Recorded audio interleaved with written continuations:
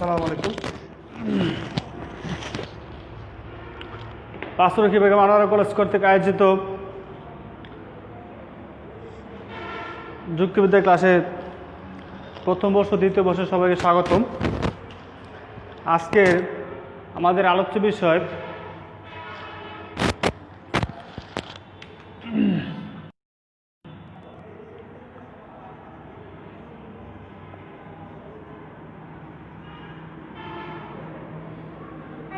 যুক্তিবিদ্যার প্রথম পত্রে এর ৬ষ্ঠ অধ্যায়।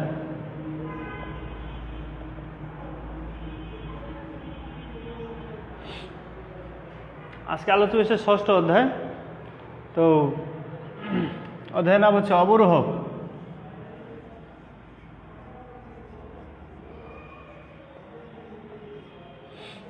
অবরোহ অনুমান। তো অবরোহ অনুমান কোত্থেকে আসে এটা আমরা একটু জানি।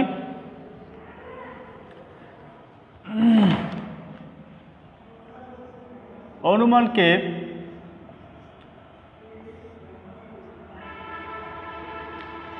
কাকে বলে? যদি বলি আমরা জানা বিষয় ভিত্তিতে অজানা বিষয় সম্পর্কে জানার মানসিক প্রক্রিয়াকে অনুমান বলে। জানা বিষয়ের ভিত্তিতে অজানা বিষয়ে যার মানসিক প্রক্রিয়াকে অনুমান বলে। যেমন আমরা সকালবেলা ঘুম থেকে উঠে যখন দেখি বাড়ির আঙিনা ভিজে, তখন আমরা চিন্তা করি কি রাতে বৃষ্টি হয়েছে। এই যে বাড়ির আঙিনা ভিজা, এটা আমার জানা, কিন্তু বৃষ্টি হয়েছে এই বিষয়টা কি অজানা। এখানে উত্তরণ করা, এটাই হচ্ছে মনে মনে উত্তরণ করা বা মানসিকভাবে পৌঁছার প্রক্রিয়াটাকে বলা হয় অনুমান। দূরে কোথাও ধোঁয়া যখন দেখি, ধোঁয়া ধূপ, হ্যাঁ, এরকম দেখলে আমরা কিভাবে ওইখানে কি আছে, আগুন আছে, এই যে ধূপ দেখে আগুনের চিন্তা করা, আগুনের অস্তিত্ব কল্পনা করা, এটি হচ্ছে অনুমান। এরকমভাবে আমরা মেয়েরা দেখে যে ভাত পাক করে, এটা আমরা অবশ্যই দেখি। আমাদের মায়েরা বোনেরা ভাত পাক করে, তখন আমরা কি দেখি, তা কী করে হাঁড়িতে চাল দেওয়া, নিচে আগুন দিয়ে তা দিয়ে কী করে কতক্ষণ পরে নাড়ে কি দেখে, একটা ভাত দেখে। যদি একটা ভাত হয়, মানে চাপ দিয়ে যদি দেখে নরম হয়েছে, তাহলে কি বুঝে দেখি ভাতটা হয়ে গেছে। আর যদি না হয় তাহলে কি হয় নাই। তাহলে এই যে বিষয় যেটা দেখে, যে চাউলটা দেখে, সেটা কি তার জানা, যেটা মানে কি তার অজানা। এই যে সে ভাবে যে হয়ে গেছে, আবার যে ভাবে যে হয় নাই, এই যে মনে মনে উত্তরণের প্রক্রিয়া, এটাকে বলা হয় অনুমান। এই অনুমান সাধারণত দুই প্রকার, একটা হচ্ছে অবরোহ, একটা হচ্ছে কি আরোহ। অনুমান দুই প্রকার, একটা অবরোহ, অন্যটি হচ্ছে কি আরোহ। তাহলে অবরোহ কাকে বলে? আমরা এটাও পড়ছি বেশ, হ্যাঁ। যেমন সকল মানুষ হয় মরণশীল,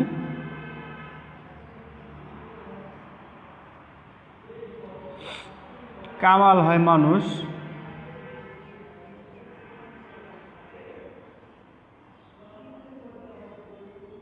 কামাল হয় মানুষ, অতএব কামাল হয় মরণশীল। তাহলে সকল মানুষ হয় মরণশীল, কামাল হয় একজন মানুষ, অতএব কামাল হয় মরণশীল। এই যে সকল থেকে আমরা কোথায় আসলাম? কামাল মানে বিশেষে আসলাম। সকল মানে কি বেশি, সকল মানে কি বেশি, বেশির একটা কি সার্বিক। আর কামাল মানে কি কম, কমের একটা কি বিশেষ। তাহলে আমরা যদি বলতে পারি সাধারণত সার্বিক থেকে বিশেষ গমনের প্রক্রিয়াকে অবরোহ বলে। সার্বিক থেকে বিশেষ গমনের প্রক্রিয়াকে অবরোহ বলে। সার্বিক থেকে বিশেষ গমনের প্রক্রিয়াকে অবরোহ অনুমান বলে। তাহলে আরোহটা কি হবে?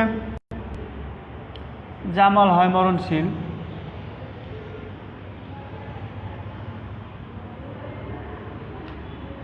কামাল হয় মরণশীল,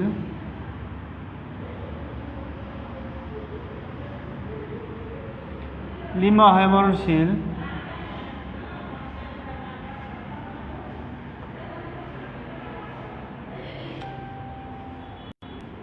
তমা হয় মরণশীল,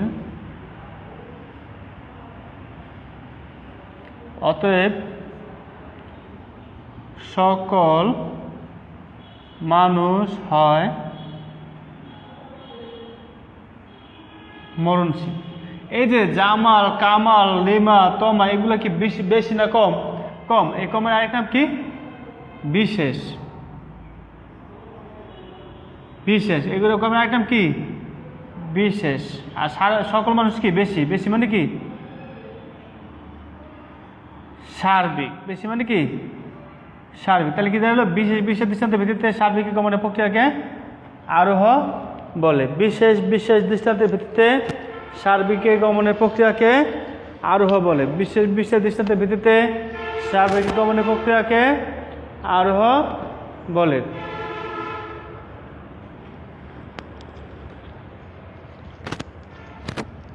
তাইলে এখন আমরা আসি আমাদের আজকে আলোচ্য বিষয়,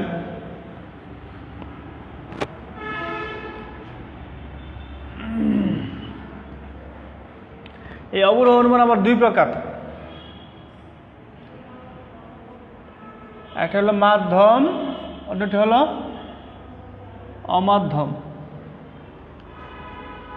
মাধ্যম অনুমানের শ্রেষ্ঠ রূপ হচ্ছে সহানুমান। মাধ্যম অনুমানের শ্রেষ্ঠ রূপ হচ্ছে সহানুমান। এই সহানুমানের একটা উদাহরণ আমরা যদি দিই,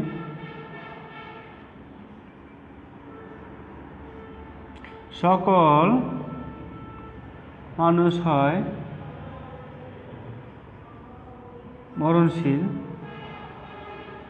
কামাল হয় মানুষ, অতএব কামাল হয় মরণশীল।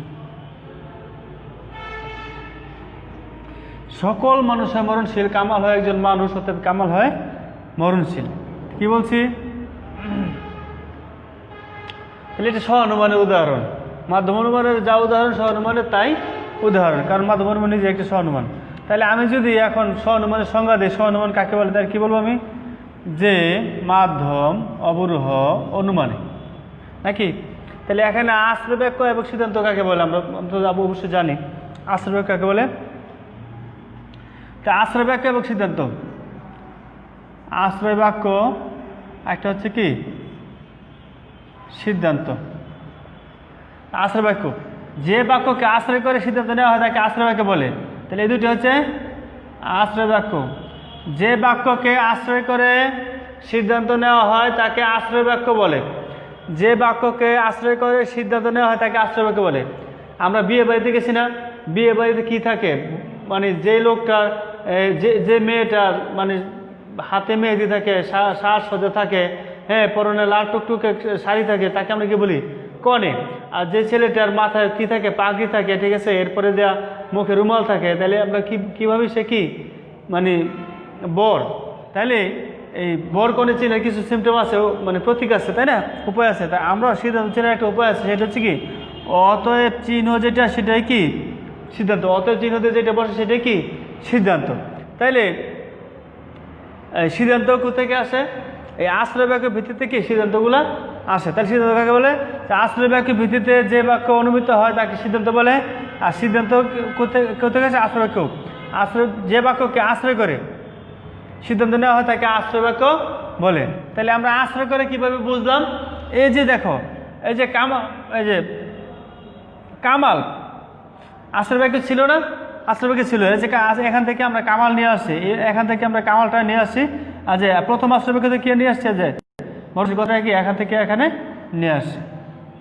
তাহলে কি তাইলো, সকল মানুষ মরণশীল, কামাল হয় মানুষ, অতএব কামাল হয় মরণশীল। তাহলে এই যে দুটি আশ্রয় বাক্য, এটা থেকে কি সিদ্ধান্তটা আসে। তাহলে আশ্রয় বাক্য কাকে বলে, সিদ্ধান্ত কাকে বলে? যে বাক্যকে আশ্রয় করে সিদ্ধান্ত নেওয়া হয় তাকে আশ্রয় বাক্য বলে। আর আশ্রয় বাক্যের ভিত্তিতে যে বাক্য অনুমিত হয় তাকে সিদ্ধান্ত বলে। যে বাক্যকে আশ্রয় করে সিদ্ধান্ত নেওয়া হয় তাকে আশ্রয় বাক্য বলে। আশ্রয় বাক্যের ভিত্তিতে যে বাক্য অনুমিত হয় তাকে সিদ্ধান্ত বলে। এখন আসি, এখানে আশ্রয় বাক্য কয়টা? এই দেখি আমরা আশ্রয় বাক্য দেখে কয়টা? দুইটা। কয়টা আশ্রয় বাক্য? দুইটি আশ্রয় বাক্য, দুইটি আশ্রয় বাক্য। সিদ্ধান্ত কয়টি? একটি সিদ্ধান্ত, নাকি? তাহলে এখানে আশ্রয় বাক্য কয়টা? দুইটি আশ্রয় বাক্য, একটি সিদ্ধান্ত। তাহলে আমরা যদি বলি যে মাধ্যম অবরোহ অনুমানে, তাহলে আশ্রয় বাক্য দুইটা যুক্ত সংযুক্ত না, যে মানুষ এখানেও আছে মানুষ, এখানেও আছে মানুষ, ঠিক আছে, এটা কি সংযুক্ত। তাহলে যে মাধ্যম অবরোহ অনুমানে যুক্তভাবে গৃহীত, আমরা যদি লিখি সংজ্ঞাটা এরকম হবে এ কথারে, যে মাধ্যম অবরোহ অনুমানে, যে মাধ্যম অবরোহ অনুমানে যুক্তভাবে গৃহীত,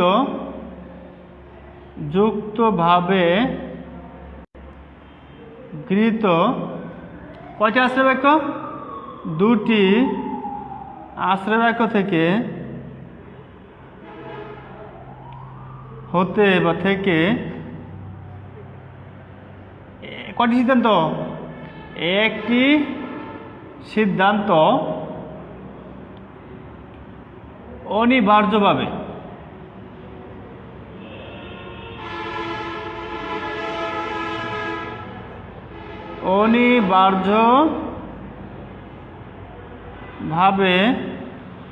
নিশ্চিত হয় বা নেওয়া হয় তাকে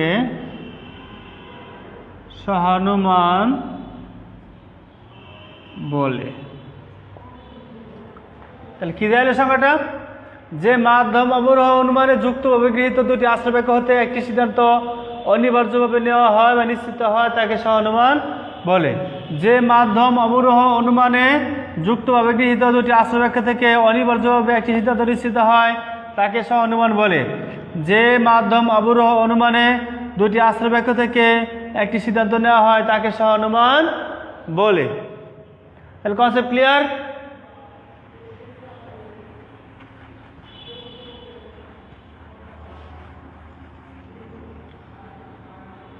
এখন আসি সহানুমানের গঠন।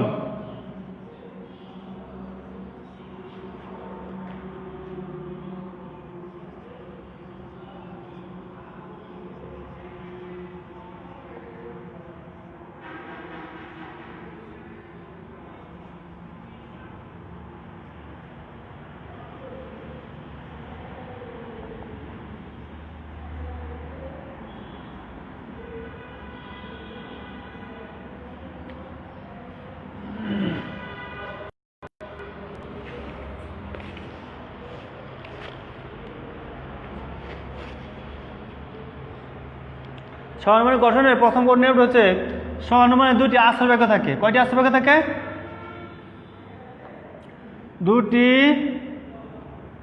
আশ্রয় বাক্য থাকে, একটি সিদ্ধান্ত থাকে। একটি সহানুমানে দুটি আশ্রয় বাক্য থাকে, একটি সিদ্ধান্ত থাকে।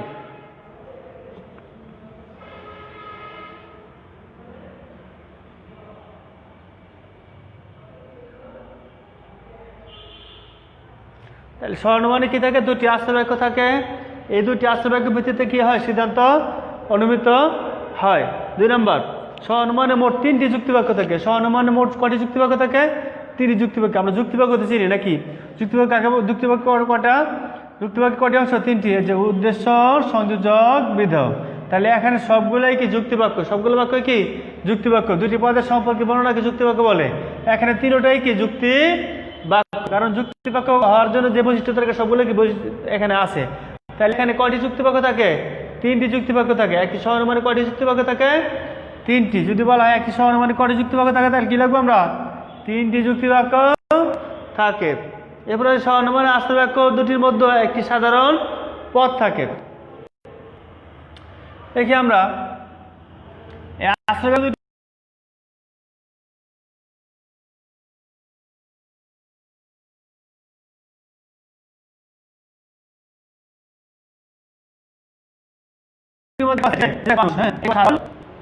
দুটির মধ্যে একটি ঘনিষ্ঠ সম্পর্ক বিদ্যমান। এই মানুষ দিয়ে এই ঘনিষ্ঠ সম্পর্কটা হয়। সহানুমানের আশ্রয় বাক্য সিদ্ধান্তের মধ্যে একটি অনিবার্য সম্পর্ক বিদ্যমান। এই একই জিনিস, এবং এই অনিবার্য সম্পর্ক ভিত্তিতে থেকে কি হয়? সিদ্ধান্ত নিশ্চিত হয়।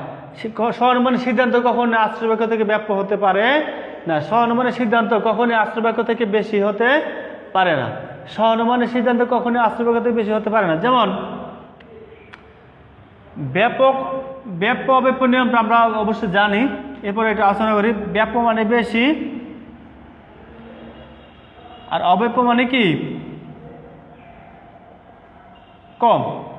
তাহলে এ বাক্য, ই বাক্য, আই বাক্য, ও বাক্য যুক্ত বাক্য কয়টা?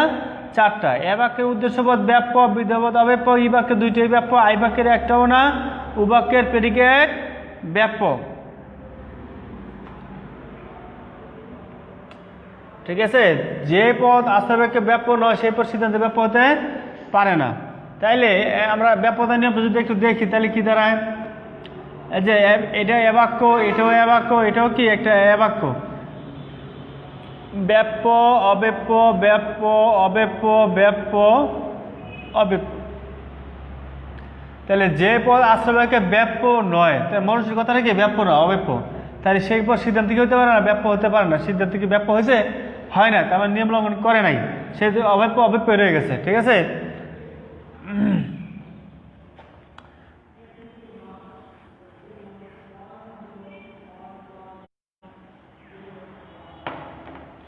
এরপরে আসি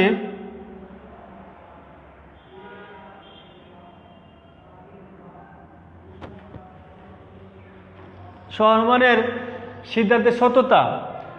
সিদ্ধান্তটা কি সত্য হবে না মিথ্যা হবে সেটা নির্ভর করবে আশ্রয় বাক্যগুলোর উপর। যেহেতু আশ্রয় বাক্য থেকে সিদ্ধান্তটা নিয়ে আসে, যেহেতু আশ্রয় বাক্যের ভিত্তিতে সিদ্ধান্তটা অনুমিত হয়, সেহেতু আশ্রয় বাক্য যদি সত্য হয় তাহলে সিদ্ধান্ত সত্য হবে, আশ্রয় বাক্য মিথ্যা হলে কি সিদ্ধান্ত কি হবে? মিথ্যে হবে।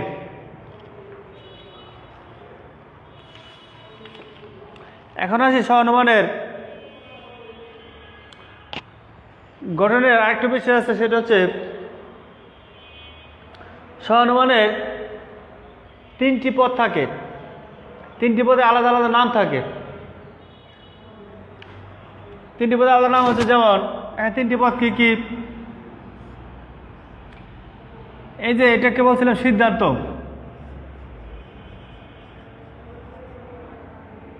সিদ্ধান্তের কি আছে? একটা উদ্দেশ্য পদ আছে, একটা কি আছে? বিধেয় পদ আছে। একটা উদ্দেশ্য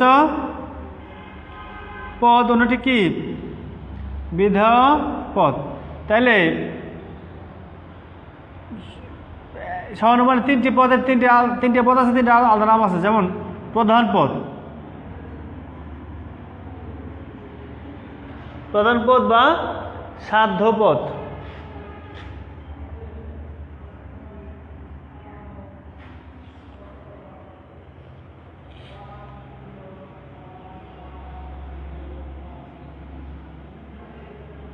মেজর টার্ম, প্রধান পদ বা সাধ্য পদ এটাকে বলা হয় মেজর টার্ম। তা সিদ্ধান্ত এর বিধেয় পদকে প্রধান পদ বলে। সংজ্ঞায় বলা হয়, তাই কি বলবো আমরা? সিদ্ধান্ত এর বিধেয় পদকে প্রধান পদ বলে। সিদ্ধান্ত এর বিধেয় পদকে প্রধান পদ বলে। 2, অপ্রধান পদ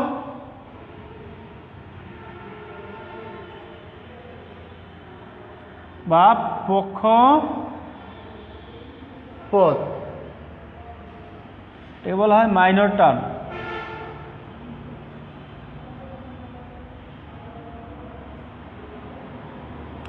তাই সিদ্ধান্ত এর উদ্দেশ্য পদকে বলা হয় অপ্রধান পদ।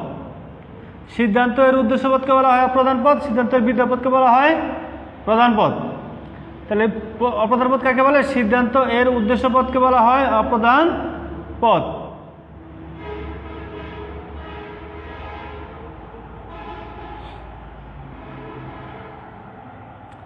সিদ্ধান্ত এর উদ্দেশ্য পদ কি বলা হয়? অপ্রধান পদ। ঠিক আছে, আচ্ছা। 3 নম্বর পদ হচ্ছে মধ্য পদ। এটা একটা হচ্ছে হেতু পদ, ইংরেজি বলা হয় মিডল টার্ম।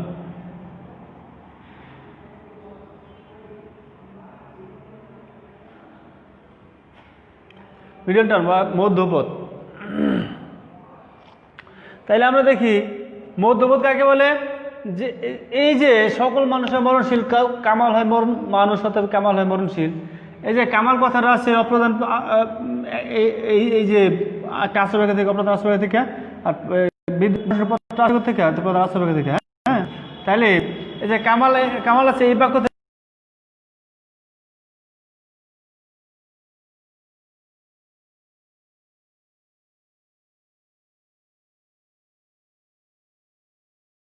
থেকে সেখান থেকে, ঠিক আছে, মানুষের নাই, তাকে বলা হয় মধ্যপথ বা মিডল টার্ম বা মধ্যপথ।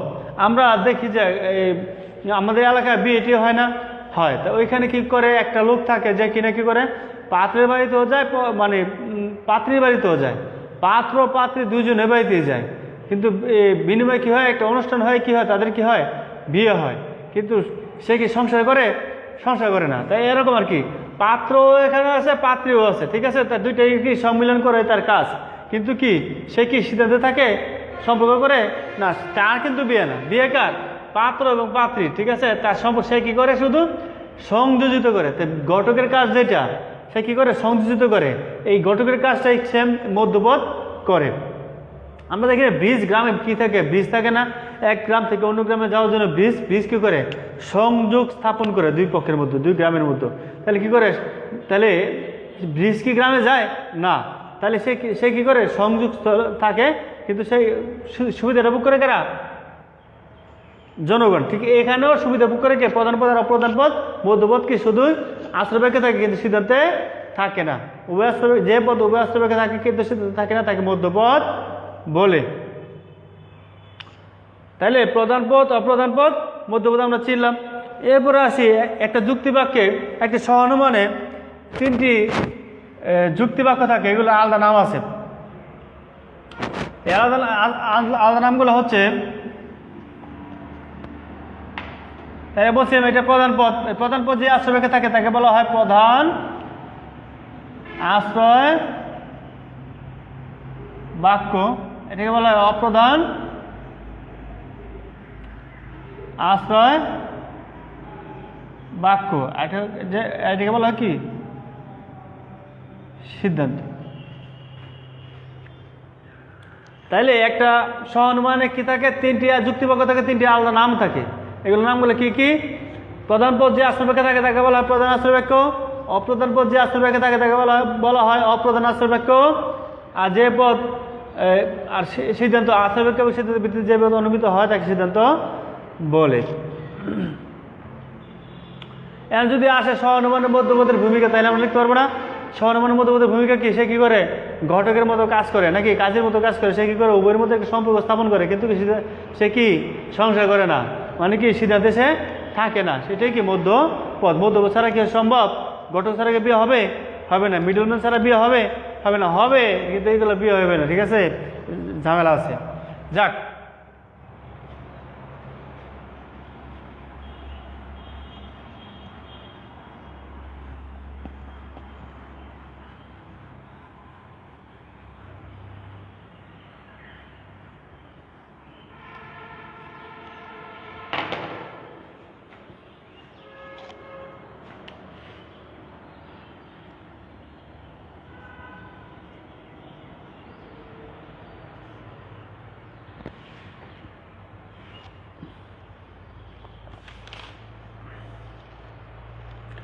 তাহলে এখন আসি সহানুমানের নিয়ম।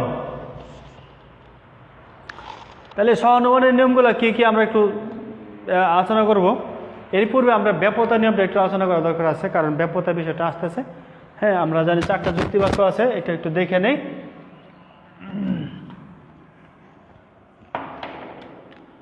4টা যুক্তিবাক্য কি কি, সার্বিক সদর্থক, যেমন সকল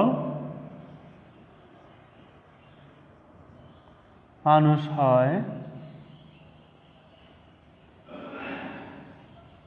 মরণশীল। ব্যাপ্যতা, ব্যাপ্য মানে বেশি, আর অব্যাপ্য মানে কম। তাহলে সকল মানুষ কি বেশি না কম, বেশি। বেশি বেশি মানে কি, এটা কি ব্যাপ্য, বেশি মানে কি ব্যাপ্য। আর মরণশীল, এই বাক্যে মরণশীল কথাটা কি ব্যাপ্য না, এটা কি অব্যাপ্য। কেন অব্যাপ্য, কারণ মানুষ ছাড়াও অনেক প্রাণী আছে যেগুলো মারা যায়, যেগুলো এখানে আসে নাই।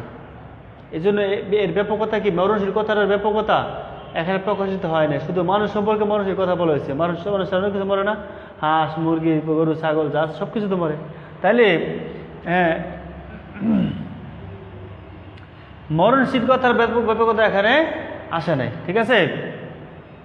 এই জন্য মরণশীল কথাটা কি এখানে অব্যাপ্য, এই যে অব্যাপ্য। এরপরে আসে এই বাক্য সার্বিক অর্থ, কোনো কাক নয় কোকিল, কোনো কাক নয় কোকিল। কোনো কাক বলতে এখানে কোনোর আরেক নাম হচ্ছে সকল। নর্তক বাক্যে সার্বিক কথাটা কিভাবে ব্যবহৃত হয়, কোনো দেয়া। তাইলে কোনো মানে সকল, সকল কাক বলতে কি কম বোঝায় না সব বোঝায়? সকল কাপড়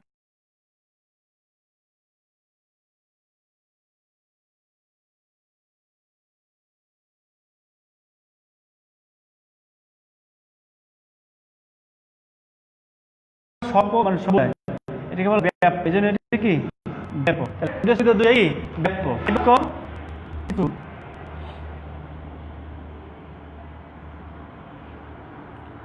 গোলাপ হয় সাদা, কিছু গোলাপ হয় সাদা। তো কিছু গোলাপ সাদা হইতে পারে, তো কিছু গোলাপ কি বেশি না কম? কম। এই কম জন্য এই জন্য এটা কি অব্যাপ্য। সাদা কথাটা কি সবগুলো আসছে এখানে? সাধারণত গোলাপ ছাড়া অনেক কিছু হয়, এই জন্য এটা ওই কথাটা কি অব্যাপ্য।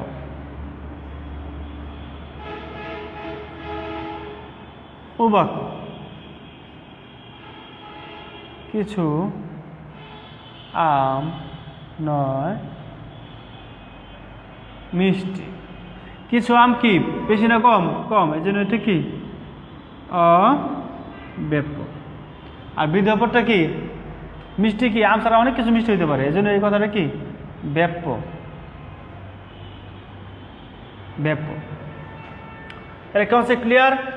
তাইলে আমরা যদি বলি যে এ বাক্য, এ বাক্য, ই বাক্য, আই বাক্য, উ বাক্য। এ বাক্যের উদ্দেশ্যপদ সাবজেক্ট প্রেডিকেট বিধেয়পদ। উদ্দেশ্যপদ ব্যাপ্য, বিধেয়পদ অব্যাপ্য। ই বাক্যের দুইটি ব্যাপ্য, আই বাক্যের দুইটি অব্যাপ্য, উ বাক্যের প্রেডিকেট ব্যাপ্য, ঠিক আছে। সাবজেক্ট প্রেডিকেট, উদ্দেশ্য বিধেয়। এখন যদি এটাকে সহজ করার জন্য আমরা যদি বলি, সহজ একটা সূত্র দিই, এ ই আই ও।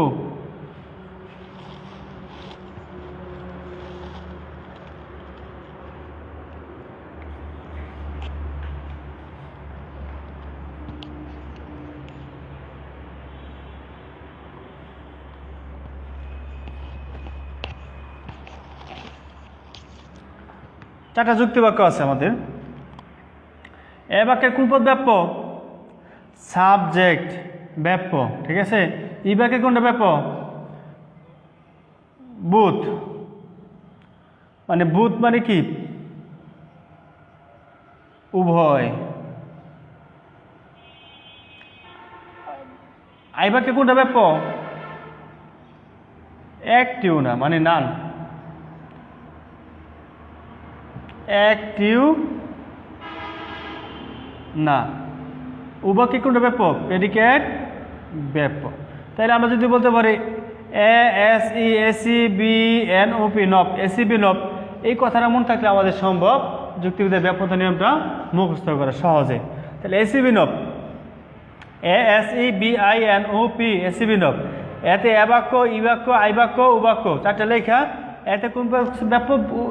উদ্দেশ্যপদ ব্যাপ্য, ইতে দুইটাই ব্যাপ্য, আইতে একটাও না, উ বাক্যের প্রেডিকেট বা বিধেয়পদ ব্যাপ্য। এখন এই সূত্রটা দিয়েছে যুক্তিবিদ সুইনবার্ন। যুক্তিবিদ সুইনবার্গ এরকম হইতে পারে, এই যুক্তিটি, এই সূত্রটি দেন। এখন আসি আমার সহানুমানের নিয়ম, কারণ ব্যাপ্যতার নিয়মটা আমার জানা লাগবে, এই জন্য ফাঁকিতে জানাই দিলাম।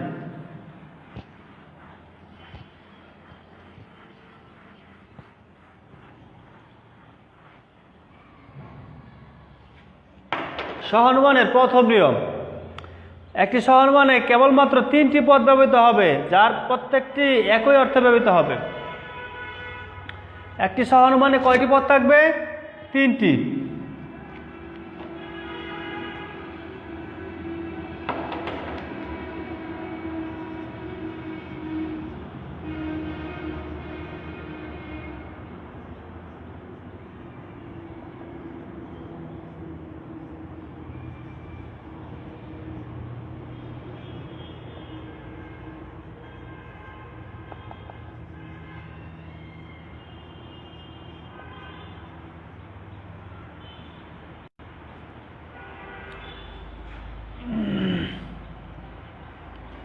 তাহলে তিনটি পদকে কি, এই যে মরণশীল একটা পদ, মরণশীল,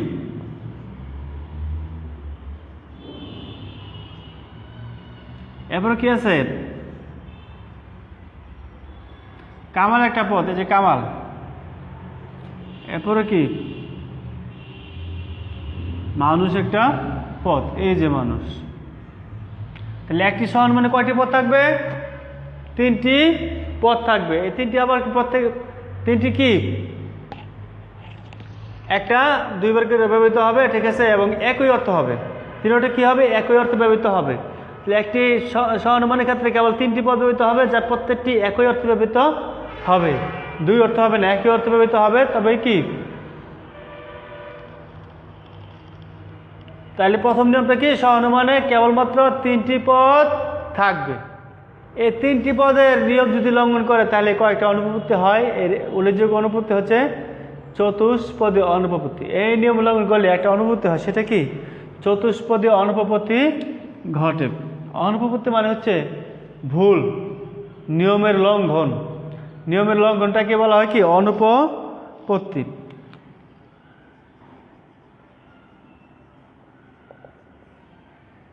তাহলে এইটা লঙ্ঘন করলে কি অনুপপত্তি হয়, চতুষ্পদী অনুপপত্তি ঘটে। যেমন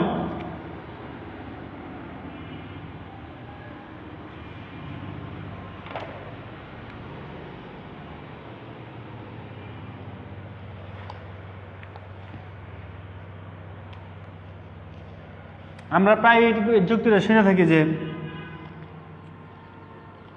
মানুষ মুরগি খায়,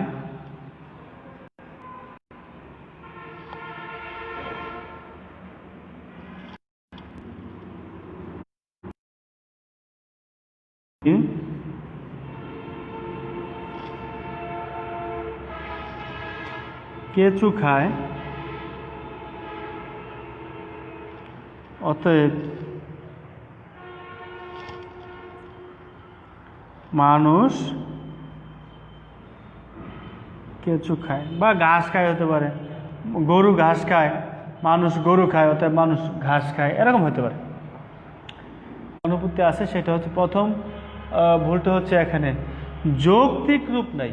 এই প্রত্যেকটাকে যুক্তিবাক্য সমানুমানে বলছিলাম কি থাকবে, তিনটাই কি যুক্তিবাক্য, তিনটা যুক্তিবাক্য থাকবে। একটি সমানুমানে কি থাকবে, তিনটা যুক্তিবাক্য থাকবে। এখানে কি যুক্তিবাক্য আছে, যুক্তিবাক্য নাই কিন্তু। তাহলে এর যৌক্তিক রূপটা কি, যৌক্তিক রূপ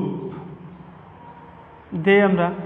তাহলে যৌক্তিক রূপ হবে মানুষ হয় এমন যে মুরগি খায়।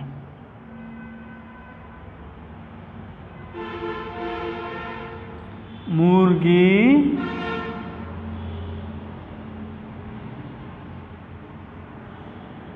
হয় এমন যে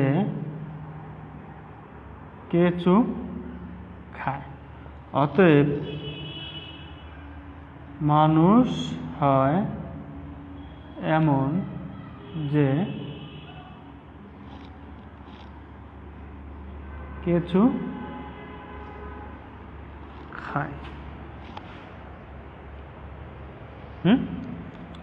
কারণ যুক্তি রূপ কোনটা, যুক্তি যেটা যুক্তি বাক্য যেটা, হ্যাঁ, তাহলে যুক্তি বাক্য অংশ কয়টি, এই যে উদ্দেশ্য, সংযোজক, বিধেয় এখানে নাই, ঠিক আছে। তাহলে এখন এই বাক্য থেকে আমরা এই খুঁজি কয়টা পদ আছে এখানে। এখানে পাচ্ছিলাম কয়টা পদ, তিনটা পদ। এখানে একটা পদ খুঁজি আমরা, তাহলে প্রথম খুঁজি মানুষ নিয়ে একটা, হ্যাঁ, মানুষ একটা পদ দেখাইলাম, মুরগি একটা পদ দেখলাম। তো কয়টা পদ হইল? দুইটা। তাহলে এমন যে কেঁচু খায় একটা পদ নেই, এমন যে কেঁচু খায় একটা পদ, আবার এমন যে মুরগি খায় একটা পদ, এমন যে মুরগি খায় একটা পদ। তাহলে কয়টা পদ দাঁড়ালো? চারটা। কয়টা হলো? চারটা পদ দাঁড়ালো। আমার পদের দরকার ছিল কয়টা? তিনটা। প্রথম নিয়ম কি বলছিলাম? সহানুমানিক কি থাকবে? কেবল তিনটি পদই থাকবে। এক নম্বর নিয়ম, সহানুমানে কেবলমাত্র তিনটি পদ থাকবে। তাহলে তিনটি পরিবর্তে যদি চারটি হয় তাহলে কি হবে? চতুষ্পদী অনুপপত্তি ঘটবে। তিনটি পরিবর্তে চারটি হলে কি হবে? চতুষ্পদী অনুপপত্তি ঘটবে। বুঝা গেল? চাইলে যদি আসে এখন চতুষ্পদী অনুপপত্তি কেমন দিতে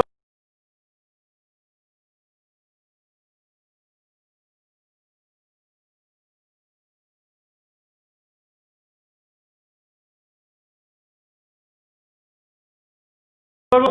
হ্যাঁ পারবো। কি হবে? যে সহানুমানিক নিয়মে আছে কি?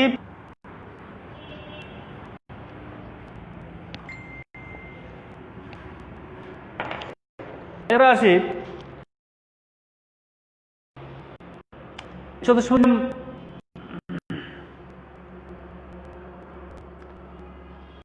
নিয়মের পরে আরেকটা অনুভূতি আছে, সেটা হচ্ছে দ্ব্যর্থক অনুভূতি।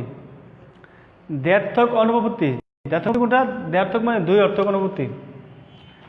প্রথম নিয়ম হলো দুইটা অনুভূতি, একটা হচ্ছে চতুষ্পদী, অন্যটা হচ্ছে কি? চতুষ্পদী, অন্যটি হচ্ছে দ্ব্যর্থক অনুপপত্তি। দ্ব্যর্থক মানে কি? দুই অর্থ। দ্ব্যর্থক মানে হচ্ছে দুই অর্থ। এই যে বলছি